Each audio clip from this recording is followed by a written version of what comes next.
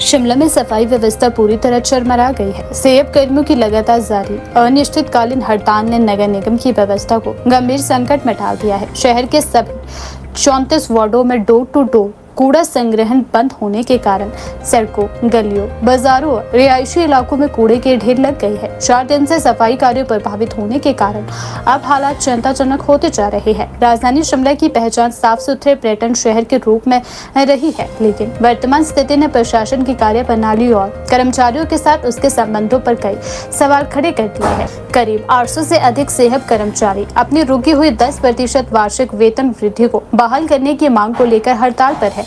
कर्मचारियों का कहना है कि वर्ष की शुरुआत में मिलने वाली वेतन वृद्धि को बिना स्पष्ट कारण रोक दिया गया, जिससे कर्मचारियों में भारी नाराजगी है। यूनियन नेताओं ने आरोप लगाया कि नगर निगम प्रशासन ने पहले वेतन वृद्धि बहाल करने का भरोसा दिया था, लेकिन बाद में इस पर कोई कार्यवाही नहीं की गई। इसी कारण कर्मचारियों ने मजबूर होकर हड़ताल का रास्ता अपना लिया है। यूनियन का कहना है कि जब तक उनकी मांगे पूरी नहीं होती, तब तक आंदोलन जारी रहेगा। हड़ताल का असर सबसे अधिक शहर के वेस्ट इलाकों में दिखाई दे रहा है।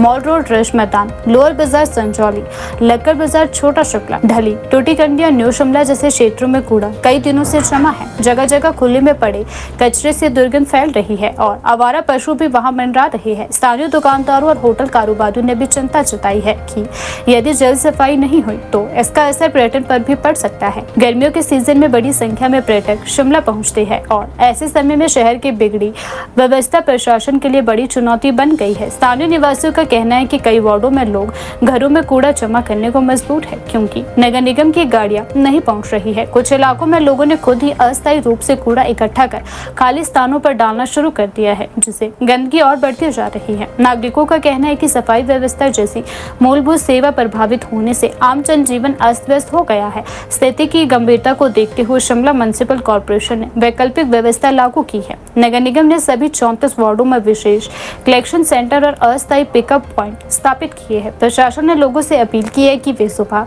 8 बजे से 10 बजे के बीच स्वयं जाकर इन केंद्रों में कचरा डालें।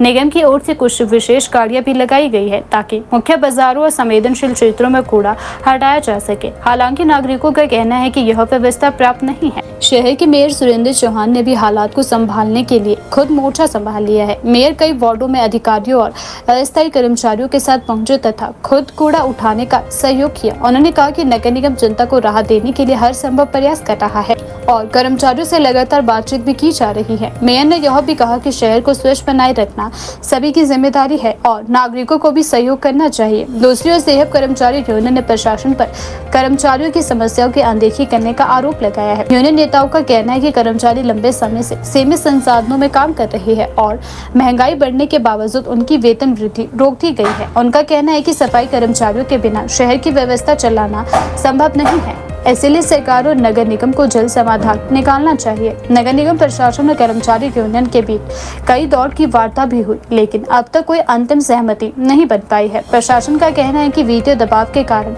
वेतन वृद्धि रोकनी पड़ी थी, जबकि कर्मचारी इसे अपने अधिकारों का हनन बता रहे हैं। इस बीच शहर वासियों की परेशानी लगातार बढ़ती जा रही है। सूत्रों के अनुसार नगर निगम राजधानी की सफाई व्यवस्था को आउटसोर्स करने की भी तैयारी कर रहा है। इसके लिए टेंडर प्रक्रिया शुरू करने की बात भी सामने आई है। कर्मचारियों ने इस कदम का विरोध करते हुए कहा है कि निगम स्थायी कर्मचारियों की समस्या सुलझाने के बजाय निजी कंपनियों को काम सौंपना चाहता है। यूनियन ने चेतावनी दी है कि यदि आउटसोर्सिंग का निर्णय लागू किया गया तो आंदोलन को और उग्र किया जाएगा। स्वास्थ्य विशेषज्ञ ने भी चेतावनी दी है कि लंबे समय तक कूड़ा जमा रहने से संक्रमण और बीमारियों का खतरा बढ़ सकता है। खासकर बरसात के मौसम में गंदगी से मच्छर और अन्य कीट तेजी से फैल सकते हैं।